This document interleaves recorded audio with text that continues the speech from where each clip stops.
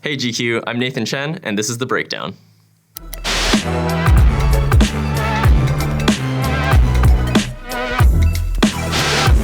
Blades of Glory.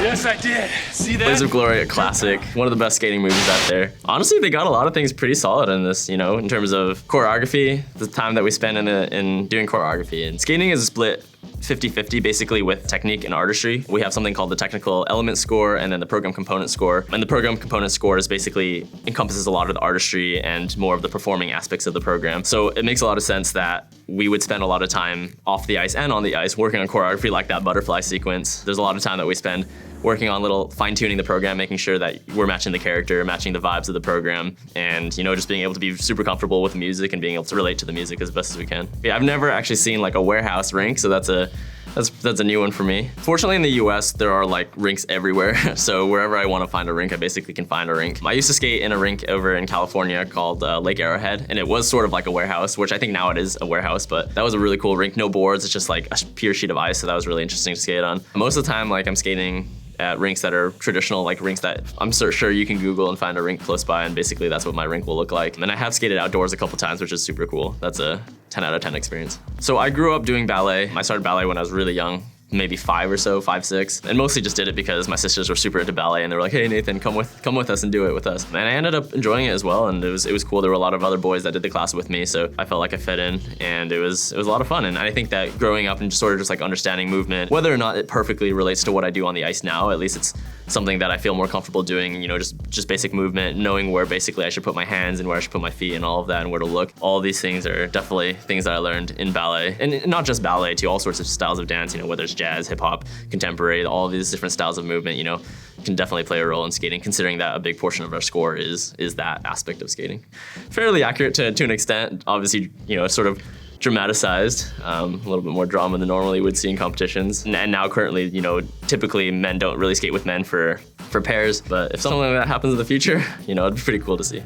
If I could choose one partner, I would choose Jimmy McElroy, given that my style of skating is like jump-based, his style of skating is like beautiful, so I'm gonna let him take over that side of my score. Tonya.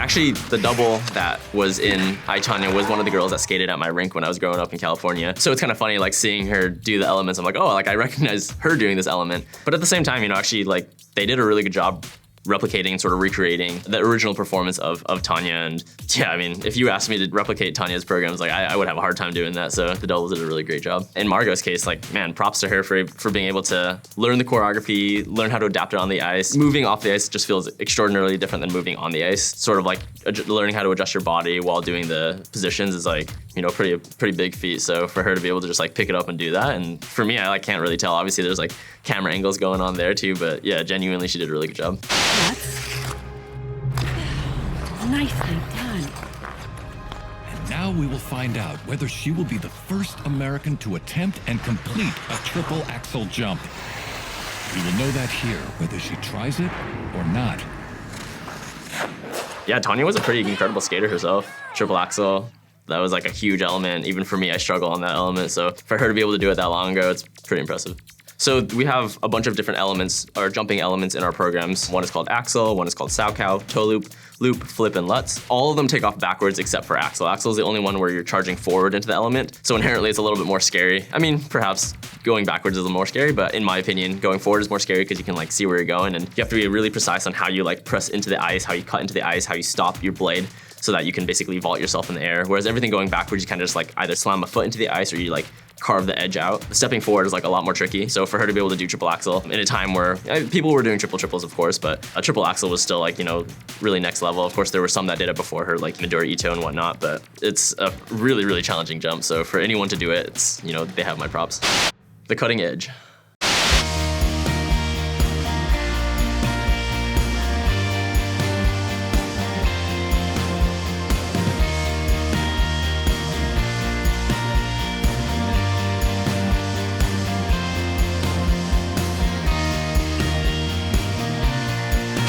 those are two separate tricks that they put together into one. I'm not a pair skater, so I'm not extraordinarily versed in a lot of the pairs moves, but I've skated with a lot of pair skaters. So the first thing they did was like more of like an exhibition show sort of trick. And then he like threw her up, which is something that like never happens. And then they like cut into something called a twist, where they'll like skate with a lot more speed going backwards and huck the girl up, and she'll do a twist and he'll catch her and put her back down. And yeah, that's something that like what they just did was like they just cut two tricks together that would never ever exist. But yeah, that was entertaining to say the least.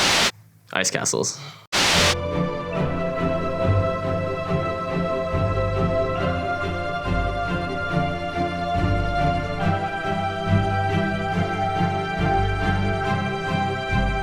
I mean, the program was good.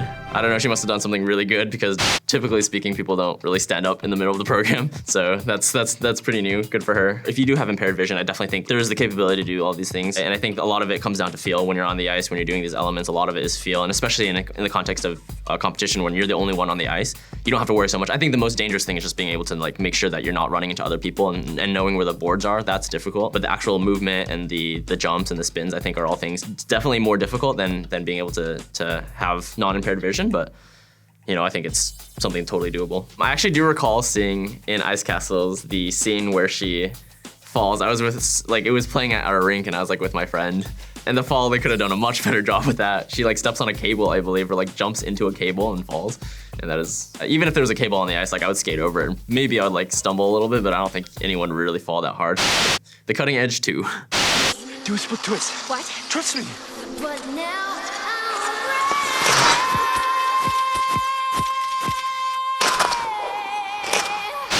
Oh man, I don't even know where to start on this one. I mean, okay, so first of all, the trick that they did was something that's extraordinarily unbelievable. There's no way this will ever happen in real life. Again, they were doing a twist variation where he does like a triple toe underneath. Like, never gonna happen. Like, that was just completely unrealistic. Not until recently were we allowed to have lyrics in our program, so this, again, perhaps not the most realistic thing. In single skating, you have a little bit more of like leeway to be like, hey, like, oh, something went wrong early in the program, let's do a modification later in the program. But with pairs, it's generally like, you don't have time, you know, these people, like, they have to just do it on cue, and there's a lot going on, you know, music is loud, and of course you can talk to your partner. And again, this is from a skater that doesn't have experience actually skating with a partner, but like from having friends that I know have that experience, like they can talk, they can sort of like organized slightly in the program, but to sort of improv like that is like pretty remarkable, and that's something that I don't think you would normally see. Ice Princess.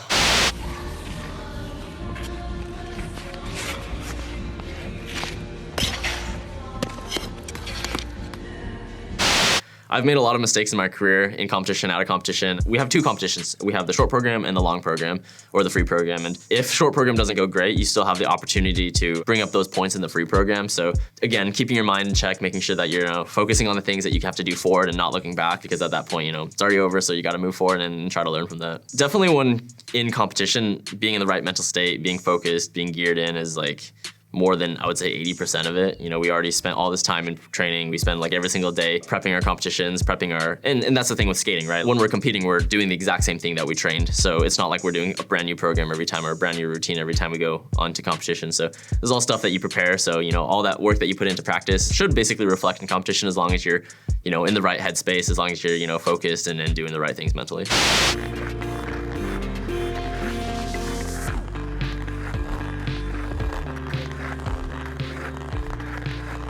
I do love in all these skating movies when they like make them do like triples or other jumps. They'll like do the first part and immediately cut and then have like them rotating down, so it like doesn't allow for how many rotations they did in the air. Because given now, like a lot of the skaters, men and women, are doing like quads, so you'll be able to see like just very clearly how many rotations they're doing. But this, it's like, oh, was that a double, a triple, a single? Like, kind of hard to tell. But yeah, I mean, the skating was nice. It was entertaining. I also don't know when this was, but we weren't allowed lyrics until like quite recently. I don't remember exactly what year, but maybe post 2014 or something along those lines.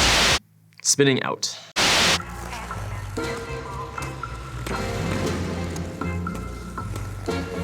In terms of tricks, in terms of like what they did, this is the most realistic, I think, out of all of them. You know, the jump was like from the start to the end. You could see the whole jump. So like clearly they were doing side-by-side triple toes, did a throw triple loop. So whoever the doubles were, whoever was that did this program actually did a pretty good job, pretty good skaters. Aesthetic choice, tights over boots is a little not common these days. I think more so you'd see tights under boots, but that's like a minute detail. Single skating and pair skating, you'll see a little bit of difference in terms of like the single elements that we do. So commonly in single skating, you'll be able to see jumps with more rotations. So, you know, oftentimes in the men and the women, you'll see like quad toes, quad sows, quad lutzes. Whereas with pairs, more often you'll only see triple jumps, but they'll do like lifts, they'll do twists, they'll do a bunch more like acrobatic stuff, which of course leads to more difficulty in certain regards, while quads lead more difficulty in other regards. And also like something that is very distinctive about pairs is more often than not, you'll see guys that are a little bit bigger in stature, so they're more top built, whereas I think single skaters are a little bit more bottom built, since we just try to be as light as we can to get, you know, as aerodynamic and as much power as we can off the ice to get rotations in. Whereas these guys have to be really strong in their upper bodies to be able to, you know, do lifts and whatnot. I prefer single skating because I really like the elements. I like doing jumps. I like doing all that stuff. That's like super fun for me. I'm also tiny. Like I'm not a big guy, so it'd be probably really difficult for me to be able to lift and all of the pairs sort of maneuvers. Props to all these athletes. I mean, we work really hard. You know, every athlete works really hard to do what they do. So it's really cool to be a part of this figure skating community. Flashdance.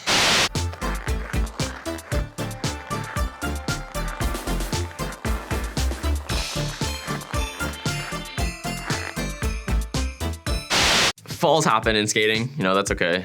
We all make mistakes. Typically in skating, when you make a mistake, you just get back up and keep going, especially in competition. So that's something that has been ingrained in me, at least, from my parents and my coaches, to be like, hey, you make a mistake, get up, keep going. So unless she was hurt, I have no idea. I don't know what happened for the rest of the program, but yeah, she should keep going. Also, this was, I don't know when this movie was, but typically in competitions, you won't see spotlights. There was a period of time when they would compete with spotlights, but that's something that we don't really do anymore. We'll do spotlights for exhibitions, so for shows, for things that are more like, you know, fun entertainment style programs, we'll do that. But things that were like competing and getting a score, we won't use spotlights. It was a little staged. I mean, she just did 2 doubles and both of them were kind of just like sat down. Technically, yeah, there's some things she could have done, like putting her body in a certain position, you know, pressing her circle out a little bit more so she can get a little bit more torque off the top, but highly technical things and things that you don't really need that high level of technique for a double, so I think it was a little bit more staged than anything. Thanks so much for watching these clips with me. Stay tuned for part 2.